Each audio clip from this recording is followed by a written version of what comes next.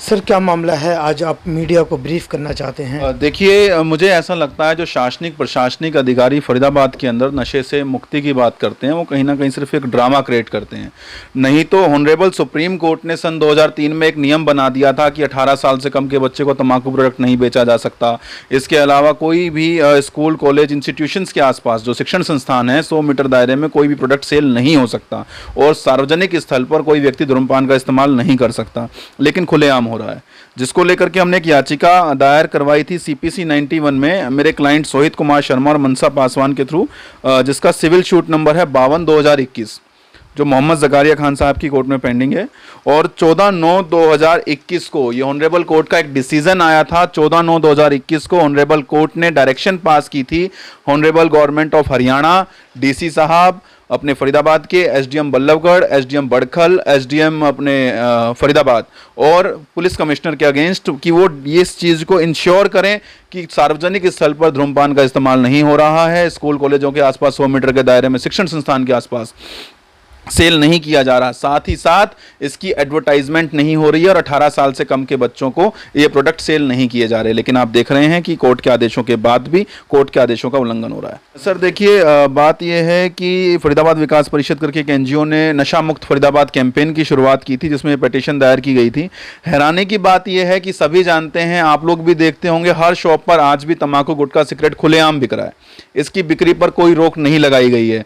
तभी हमने एक लीगल नोटिस दिया था कोर्ट के आदेशों के बाद 11 दिसंबर 2021 को, क्योंकि हम किसी भी गवर्नमेंट अधिकारी के खिलाफ इस तरीके से कोर्ट में नहीं जाना चाहते थे कि वो कोर्ट के आदेशों की पालना नहीं करवा रहा।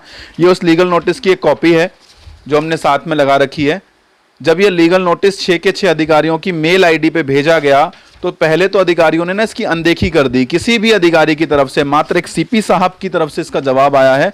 इसके अलावा 5 अधिकारियों की तरफ से, गवर्नमेंट ऑफ हरियाणा की तरफ से कोई रिप्लाई हमें प्राप्त नहीं हुआ, DC साहब की तरफ से हमें कोई रिप्लाई इसका प्राप्त नहीं हुआ और तीनों ही SDM की तरफ से भी इसका कोई रिप्लाई प्राप्त नहीं हुआ। CP साहब ने एक हैरानी भरा जवाब हमको भेजा है, जो कि इसमें हमने टाइम 7 डेज का दिया था कि 7 दिन के अंदर आप इस लीगल नोटिस को देखते हुए इंश्योर कर लें कि इन सारी नियमों की पालना की जा रही है, वरना हम आपके खिलाफ कोर्ट ऑफ कंटेप्ट का मामला दर्ज करवाएंगे। क्योंकि कोर्ट के आदेशों की पालना ना होना, और जब सरकारी अधिकारी ही कोर्ट के आदेशों की पालना नहीं करेगा तो आम जनता क्या पालना करेगी। इसी नोटिस का जवाब देते हुए CP साहब ने हमें एक रिप्लाई भेजा है। कितने तारीख को भेजा था? सर हमने भेजा था इनको 11 तारीख को, 11 दिसंबर को मेल के जरिए, और इनका स्पीड पोस्ट के जरिए मेरे को जवाब आया है। इनके द्वारा वो जवाब तैयार किया गया है 24/12/2021 को।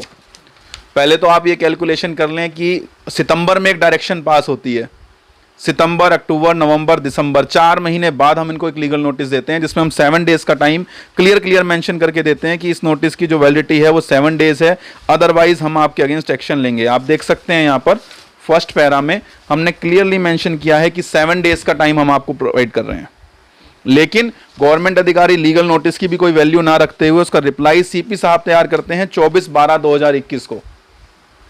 इसमें CP साहब बहुत हैरानी भरा हुआ जवाब देते हैं। CP साहब कहते हैं कि 14/9/2021 को जो आदेश पारित हुए उसके लिए मैंने 14/9 को आदेश पारित हुए हैं और उसके लिए आदेश जारी किया है 14/12/2021 को। यानी जब 11 तारीख को हमारा लीगल नोटिस इनको रिसीव हुआ तब ये नींद से जागे कि हाँ कोर्ट ने कोई डायरेक्शन दी है और उसके अगेंस्ट इन्होंने कोई काम करना है। ये कहते हैं कि 14/12/2021 में इन्होंने एक लेटर इशू किया है जिसका ऑर्डर नंबर है 180-86110, डेटेड 14/12/2021, जिसमें उन्होंने सभी DCPs को, ACPs को, SHOs को और चौकी इंचार्ज को डायरेक्शन दी है कि कोर्ट के आदेशों की पालना की जाए। और वो कहते हैं कि अभी तक हमें कोई शिकायत प्राप्त नहीं हुई कि ऐसा कोई प्रोडक्ट है जो सेल हो रहा है, कोई शॉपकीपर ऐसा कोई प्रोडक्ट सेल नहीं कर रहा है और पूरे फरीदाबाद के अंदर तंबाकू उत्पादों को बैन कर दिया गया है। लेकिन सच्चाई हम जानते हैं कि कितना बैन किया गया है। जिसके बाद हमने कोर्ट में एक डायरेक्शन के लिए एक पिटीशन फाइल करी कोर्ट ऑफ कंटेप्ट एक्ट की, जो ऑनरेबल कोर्ट मोहम्मद जकारिया खान साहब की कोर्ट में पेंडिंग है। और ऑनरेबल कोर्ट ने सारे ग्राउंड और सारे तथ्यों को ध्यान में रखते हुए राज्य सरकार, हरियाणा गवर्नमेंट के खिलाफ, DC साहब के खिलाफ, तीनों SDM बल्लभगढ़, बड़खल और फरीदाबाद और ऑनरेबल कमिश्नर साहब, पुलिस कमिश्नर के खिलाफ एक डायरेक्शन पास करी है कि 14 जुलाई 2022 को CP 37/2022 केस नंबर है कि आप कोर्ट में अपेयर हों और बताएं कि कोर्ट के आदेशों की पालना क्यों नहीं करवाई जा रही।